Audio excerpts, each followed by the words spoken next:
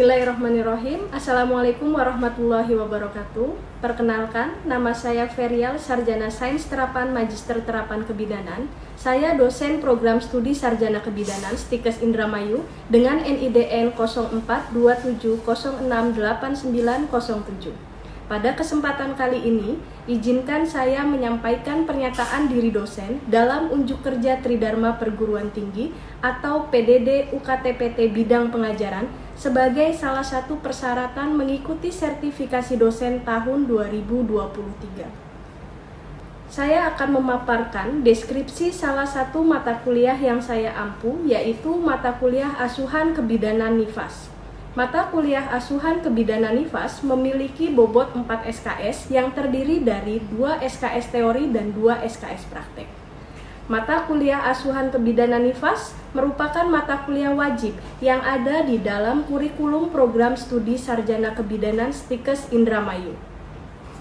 Mata kuliah ini memberikan pengetahuan kepada mahasiswa tentang perubahan anatomi dan fisiologi massa nifas, kebutuhan dasar massa nifas, manajemen laktasi, manajemen asuhan kebidanan, pendokumentasian pada asuhan kebidanan nifas, dan keterampilan klinis asuhan kebidanan nifas. Mata kuliah Asuhan Kebidanan Nifas merupakan materi yang wajib dipahami dan dikuasai oleh mahasiswa baik secara teori maupun secara praktek. Dosen sebagai fasilitator harus dapat memaksimalkan sumber daya yang ada agar dapat menggali potensi mahasiswa selama proses pembelajaran. Selain itu, dosen juga harus mampu membuat suasana pembelajaran yang menyenangkan dan mengesankan agar mahasiswa dapat terlibat aktif selama proses pembelajaran, sehingga learning outcome atau tujuan dari pembelajaran yang diharapkan dapat tercapai.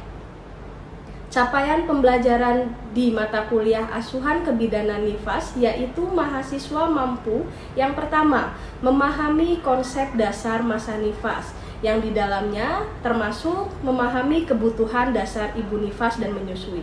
Kemudian yang kedua, menganalisis dan mengaplikasikan manajemen kebidanan dalam massa nifas dan menyusui serta kebutuhan klien. Yang ketiga, melakukan komunikasi efektif dalam asuhan massa nifas dan menyusui. Yang keempat, memahami dan menganalisis evidence base dalam massa nifas serta penerapannya. Yang kelima, menjelaskan peran dan tujuan bidan pada massa nifas. Yang keenam, menjelaskan dan melakukan pendokumentasian asuhan massa nifas. Yang ketujuh, menjelaskan masalah yang ada pada massa nifas. Dan yang terakhir, menjelaskan faktor sosial budaya yang mempengaruhi massa nifas. Di dalam mata kuliah Asuhan Kebidanan Nifas, materi yang dipelajari yang pertama, fisiologi massa nifas yang meliputi konsep dasar massa nifas, tahapan massa nifas, perubahan anatomi fisiologi pada massa nifas, adaptasi psikologi massa nifas, kebutuhan massa nifas, dan lain-lain. Yang kedua, manajemen nifas normal pada ibu. Yang ketiga, manajemen laktasi selama proses menyusui, ASI eksklusif, pemeliharaan proses laktasi, dukungan dan perawatan menyusui, serta aspek psikososial dan kultural pada massa nifas. Yang keempat, teknologi breastfeeding dan biochemistry ASI. Yang kelima, pemeriksaan postnatal. Yang keenam, asuhan kebidanan pada nifas abnormal. Yang ketujuh, asuhan kebidanan pada ibu nifas kondisi khusus dan kebutuhan kompleks. Yang kesembilan, edukasi pada massa nifas. Yang kesepuluh, home visit pada asuhan nifas. Yang kesebelas, pasien safety pada asuhan postnatal. Yang kedua belas, pendokumentasian pada asuhan massa nifas. Seperti yang sudah saya jelaskan, bahwa selain mempelajari teori terkait askep nifas, mahasiswa juga akan mempelajari keterampilan di laboratorium dengan menggunakan Phantom atau alat bantu lainnya sesuai dengan capaian kompetensi yang diharapkan. Contoh keterampilan yang dipelajari dalam mata kuliah Asuhan Kebidanan Nifas adalah pemeriksaan dan anamnesa pada ibu nifas, kemudian ada breast care, ada senam nifas, pijat oksitosin, teknik menyusui, KIE pada massa nifas, dan lain-lain. Baik, itulah tadi penjelasan singkat saya yang berkaitan dengan mata kuliah Asuhan Kebidanan Nifas yang saya ampu. Selanjutnya, saya akan menjelaskan tentang proses pembelajaran yang saya lakukan dengan menggunakan metode DIA, yaitu Delivery, Interaction, dan Assessment. Yang pertama adalah delivery, yaitu bagaimana saya menyampaikan materi perkuliahan kepada mahasiswa. Ada beberapa strategi yang saya lakukan dalam menyampaikan perkuliahan di kelas, yaitu yang pertama, tentu saja sebelum saya melakukan perkuliahan, saya akan memimpin mahasiswa untuk doa bersama agar proses pembelajaran berjalan dengan baik dan mahasiswa dapat dengan mudah memahami materi yang diajarkan. Yang kedua, saya akan mereview terlebih dahulu materi yang sudah diberikan jika ada kaitannya dengan materi yang akan dibahas pada hari tersebut. Yang ketiga, pembahasan materi saya jelaskan dengan menggunakan alat bantu seperti PowerPoint, audio visual, dan lain-lain. Saat pembelajaran, biasanya saya mengkombinasikan beberapa metode pembelajaran seperti metode problem-based learning atau discovery learning. Karena dengan menggunakan metode pembelajaran yang tepat pada pembahasan materi dapat memudahkan mahasiswa dalam memahami materi yang disampaikan. Pada pembelajaran praktikum di laboratorium, saya akan meminta mahasiswa untuk mempelajari modul praktikum yang telah disusun oleh tim dosen pengampu. Kemudian, ketika di laboratorium, saya akan mendemonstrasikan terlebih dahulu keterampilan yang akan dipelajari. Kemudian, dilanjutkan dengan sesi diskusi dan mahasiswa melaksanakan praktik sesuai dengan daftar tilik yang ada. Setelah mahasiswa selesai melaksanakan praktik, dan saya akan memberikan feedback kepada mahasiswa sebagai bahan evaluasi.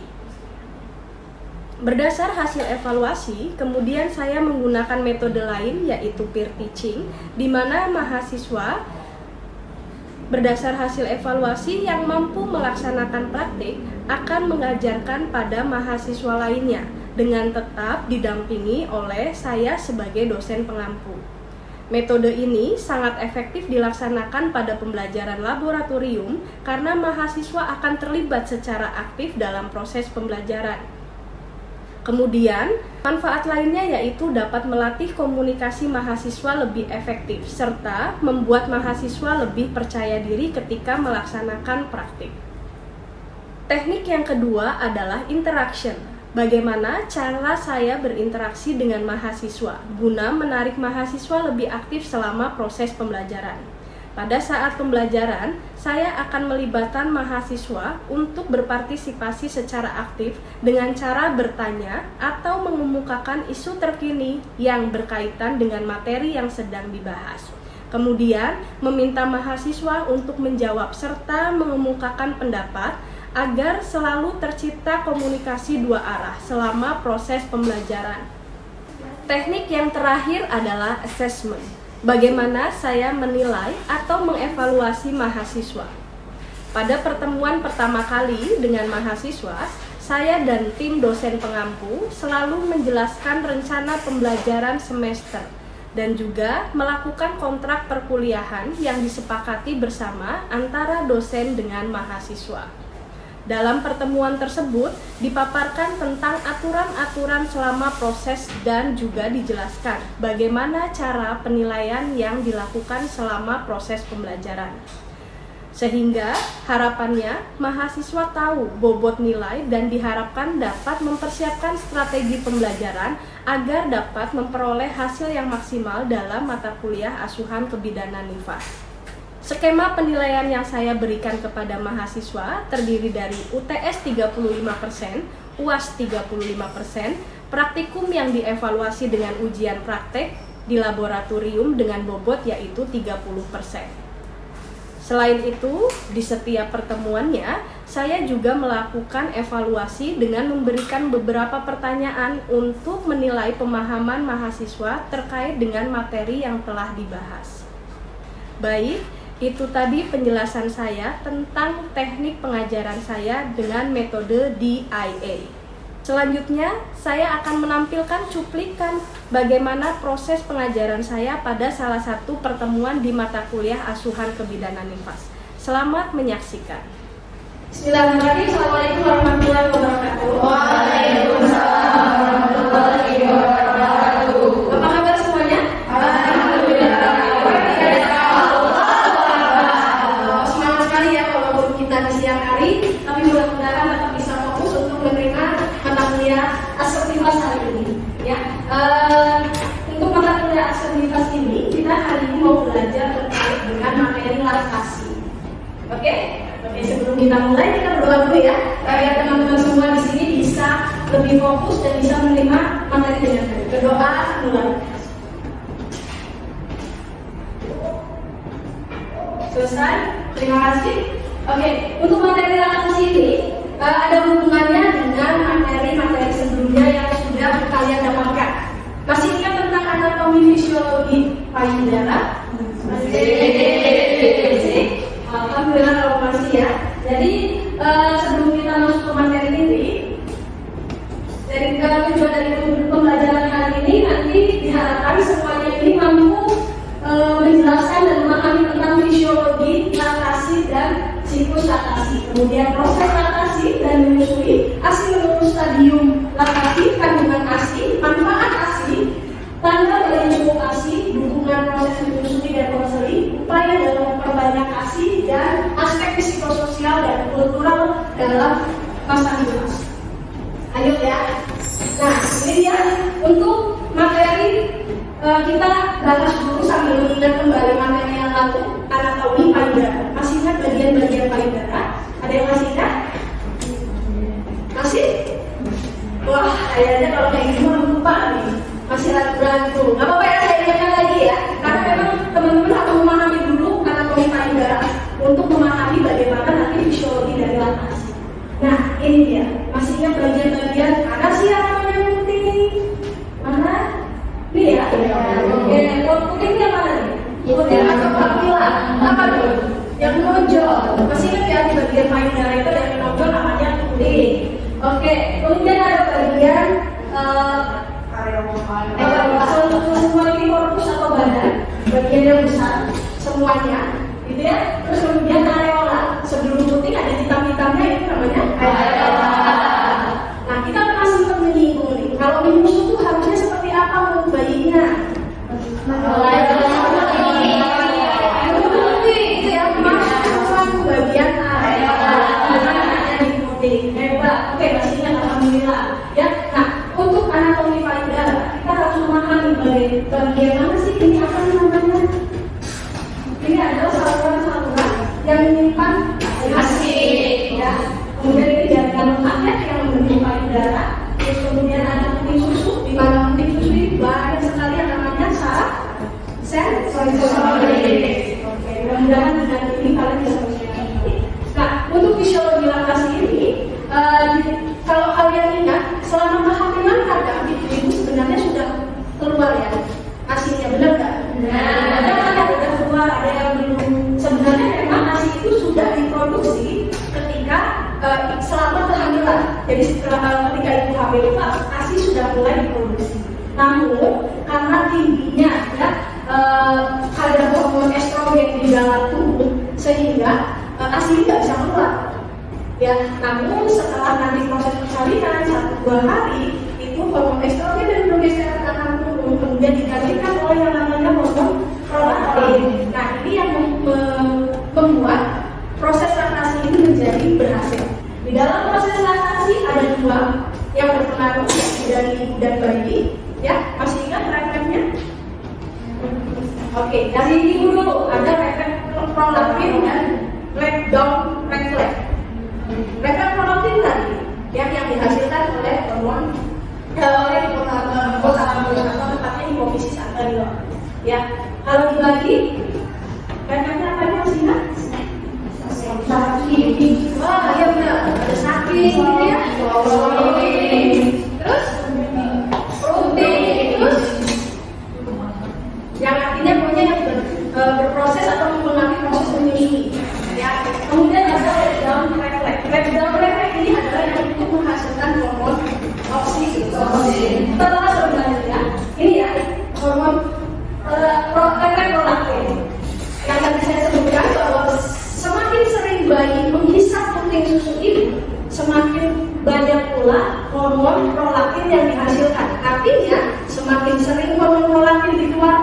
berarti produksi ASI akan semakin banyak, ya.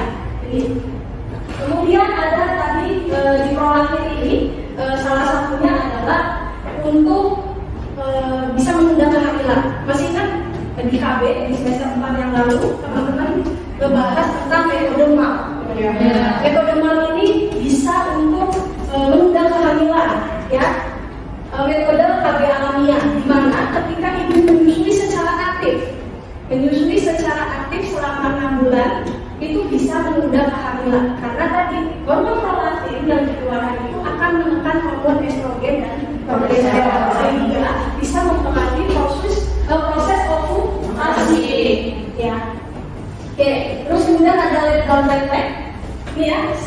Selain puting susu ini mempengaruhi hipofisis tadi posterior anterior, kemudian juga mempengaruhi hipofisis posterior menghasilkan oksitosin.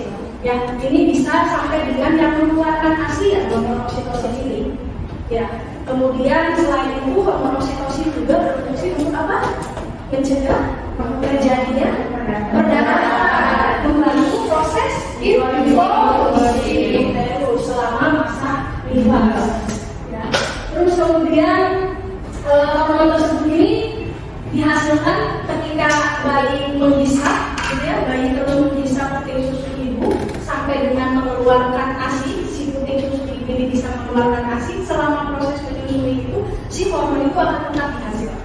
Ya, jadi tadi ada 2 hormon. Apa hormonnya? Yang dari ibu? Oksitosin dan prolaktin. Kita lanjut ke keadaan apa sih yang bisa merangsang atau meningkatkan hormon oksitosin. Yang pertama itu rasa kasih sayang pada bayi. Ya, jadi ketika ibu menyusui, kemudian memandang gitu ya wajah bayinya, kemudian memperhatikan celotehan bayinya, ini bisa meningkatkan hormon oksitosin. Atau hubungan dengan suami, ketika ibunya sedang menyusui, ibunya bisa dibantu dengan pijatan-pijatan tubuh. Kalau menyusui kan kadang capek ya, kalau misalnya dia duduk, mungkin rasa tegang di daerah pundaknya, sehingga ketika menyusui dengan adanya hubungan suami, ibunya akan rileks, sehingga hormon oksitosin yang dihasilkan juga akan meningkat. Kemudian pijatan bayi ini sebenarnya untuk membuat bayi nyaman, ya. Kemudian juga merangsang agar si bayi ini terus bisa menyusui. Nah, ini keadaan-keadaan yang bisa mengurangi hormon oksitosin. Ada ibu yang cemas, gitu ya. Ada ibu yang saya bisa nggak nih menyusui bayinya, gitu ya. Ini bisa mempengaruhi jumlah produksi ASI. Kemudian ibu yang meninggalkan bayi harus bekerja, ini pasti pikirannya akan terbagi antara dengan pekerjaan dengan mengurus bayinya. Ini juga akan mempengaruhi. Terus kemudian rasa sakit. Nah, biasanya terjadi ketika ibu mengalami puting susu. Nah, ini mungkin teman-teman sudah sering dengar ya terkait dengan stadium ASI, ya, stadium laktasi dari ASI-nya. ASI ini terbagi menjadi 3. Yang pertama kolostrum. Kolostrum itu yang keluar pertama kali. Kalau yang udah pernah praktek ya? Sudah pernah lihat yang namanya kolostrum? Yang warnanya kuningan. Yang pertama kali keluar ketika ibu mau menyusui di 2 hari setelah persalinan biasanya. Ya, ini warnanya kekuningan. ASI ini mengandung banyak sekali yang namanya imunoglobulin, di mana imunoglobulin ini sangat berpengaruh terhadap imunitas bayi. Yang kalau di daerah biasanya malah justru ASI ini kurang, itu ASI kotor katanya karena warnanya yang kuning. Nah, bidan harus berperan dengan baik untuk memberikan edukasi ke ibu bahwa yang namanya kolostrum ini penting, Bu, gitu ya. Jadi jangan sampai pemahaman ibu terkait kolostrum yang ASI kotor ini justru mempengaruhi, ya, jadi ASInya malah dibuang dan sia-sia. Padahal ini merupakan ASI yang cukup penting untuk bayi. Kemudian ada ASI transisi 3 sampai berapa hari? 7 ya? Ya, 3 sampai 7 hari. 3 sampai 7 hari ini biasanya ASI-nya ini sudah mulai banyak, ya, masuk vitamin gitu ya. Kemudian ada karbohidrat, protein untuk memenuhi kebutuhan bayi. Ini ASI yang sudah matang selama proses menyusui, yaitulah ASI karbon. Ya. Kita ada kecukupan ASI bagi bayi yang pertama. Itu ya, dua air kecilnya itu sehari itu lebih dari 6 kali. Terus kemudian bayinya ini sering BAB. Jadi jangan kira kalau bayi minum ASI terus dia diare langsung dikatakan bayinya diare. Makanya itu bentuknya cair gitu ya. Karena memang yang dimakan itu cairan gitu ya. Jadi kadang bentuknya itu nggak selalu keras gitu ya, lembek. Ada yang ada cairan. Terus kemudian bayi ini kadang kalau di awal-awal dia menyusui itu sampai dengan tertidur. Kalau udah kenyang ya sama kayak kalian kalau udah kenyang tidur. Gitu ya. Ya sama kayak bayi juga. Ketika bayi sudah mendapatkan cukup ASI, dia akhirnya kemudian akan tidur. Terus ini yang bisa dirasakan oleh ibu ketika sudah menyusui bayinya. Kemudian ibu merasa payudaranya ini kosong atau lembek gitu ya. Karena kalau belum menyusui dia biasanya keras gitu. Terus kemudian ini dilihat dari berat badan setiap bulannya, bisa ditimbang gitu ya, posyandu atau di klinik lainnya dilihat ada peningkatan berat badan atau tidak. Untuk bayi baru lahir dan bilangan berapa persen dikatakan normal? Ya, 10%. Nah, yuk 10. Jangan ragu. 10% artinya ketika bayi lahir 3,5. Ya, 3,5 kilo, kehilangan 10% di minggu pertama itu masih normal. Tapi ketika lebih dari itu berarti harus waspada. Ada apa nih ketika lebih dari 10%? Jangan ragu ya. Jadi mau 10% itu masih katakan normal. Ini ya yang bisa kita berikan untuk mendukung ibu dalam keberhasilan ASI eksklusif atau proses menyusui. Yang pertama adalah memfasilitasi IMD.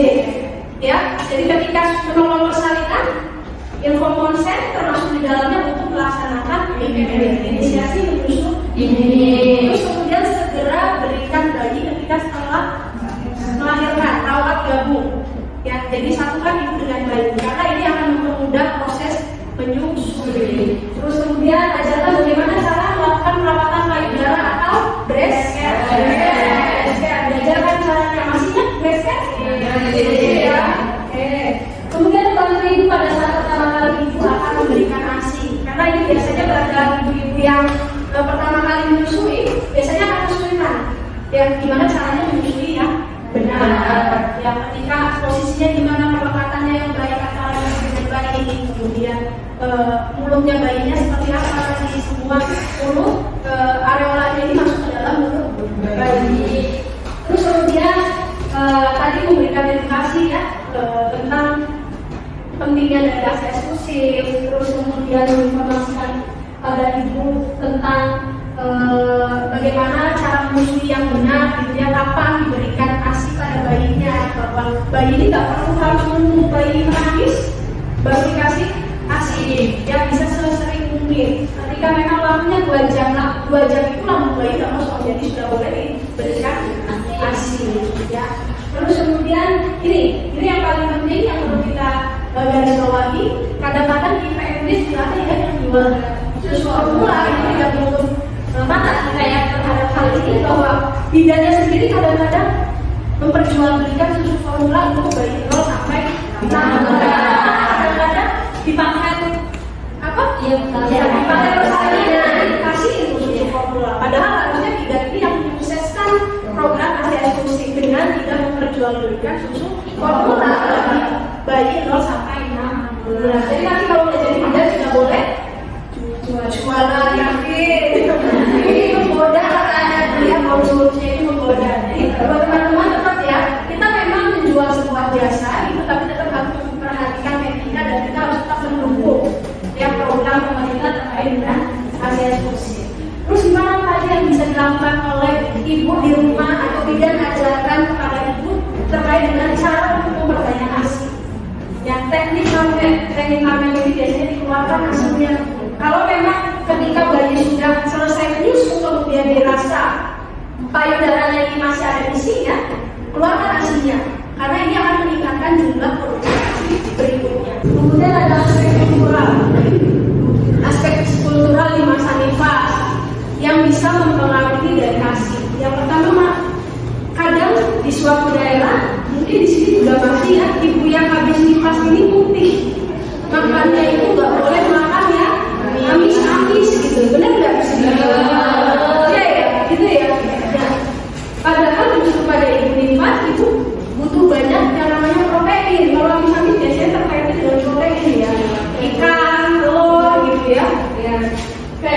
Nah di sini untuk peran bu bidan ya ketika menemui hal-hal yang memang aspek sosial, aspek kultural yang bisa mengganggu gitu ya proses di masa nifas, salah satunya menyusui, ini ya diajarkan ke ibunya bahwa itu hal yang kurang tepat atau tidak sesuai. Jadi nanti teman-teman di sini bisa ya mulai melihat di lingkungan sekitar, kemudian jika menemui hal-hal tersebut mulai bisa mengedukasi agar ibu-ibu di masa nifas ini bisa mendapatkan kecukupan gizi yang sesuai. Nah, oke, untuk materi hari ini ada yang mau ditanyakan terlebih dahulu? Cukup jelas atau bingung? Jelas? Bisa dipahami? Bisa. Oke, kalau bisa dipahami saya boleh nanya ya? Boleh. Oke, yang saya tanyakan tadi saya sudah menjelaskan terkait dengan fisiologi laktasi. Ada yang bisa menjelaskan kembali apa itu? Bagaimana itu fisiologi dari laktasi? Ada yang bisa menjelaskan apa itu fisiologi dari laktasi?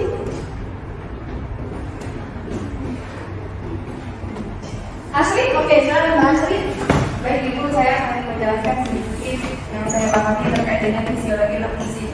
Fisiologi laktasi itu merupakan proses yang normal Bu, biasanya keluar gitu, air susu yang keluar setelah proses persalinan Bu. Dimana proses laktasi ini dipengaruhi oleh beberapa faktor. Yang pertama dari ketika ASI itu keluar, ibu akan mengeluarkan hormon prolaktin dan juga oksitosin, dan hormon itu yang nantinya akan meredam hormon estrogen dan progesteron Bu. Oke, ada yang bisa menambahkan? Cukup jelas ya? Iya. Ada yang mau menambahkan? Selain itu ada 2 faktor ya tadi ya. Oke. Kemudian faktor lainnya yang dari bayi, ada refleks apa saja yang mempengaruhi selama proses menyusui? Oke, yang lain? Asuh terus nih. Yang lain tuh? Oke nih ya, silakan. Ada swallowing sama rutin. Oke, bisa dijelaskan sakit Yang pertama tuh yang rutin, kalau misalnya yang rutin itu yang di sini. Iya, apa tuh rutin tuh? Pencarian biar Cari, oke, terus ada saking itu yang seperti mengisap tuh Bu. Bayinya mengisap. Terus? Terus ada swallowing itu yang bayinya menelan. Alhamdulillah. Oke, tepuk tangan semuanya. Oke, mudah-mudahan apa yang kita pelajari hari ini bisa dipahami dengan baik ya. Mudah-mudahan nanti minggu depan kita ketemu akan membahas materi yang lain. Kemudian untuk hari Jumat nanti kita ketemu di lab untuk belajar tadi apa? Breast. Cukup ya untuk hari ini? Alhamdulillah, terima kasih untuk perhatian semuanya. Kita berdoa dulu ya sebelum pelajaran hari ini diakhiri. Oke, berdoa. Silakan. Oke, selesai. Terima kasih atas perhatiannya. Mohon maaf apabila dalam mengajar hari ini ada kekurangan. Semoga yang kita pelajari hari ini bisa menjadi catatan amal ibadah dan tentunya menambah wawasan kita semua. Sekarang ini wabillahi taufiq wal hidayah. Wassalamualaikum warahmatullahi wabarakatuh.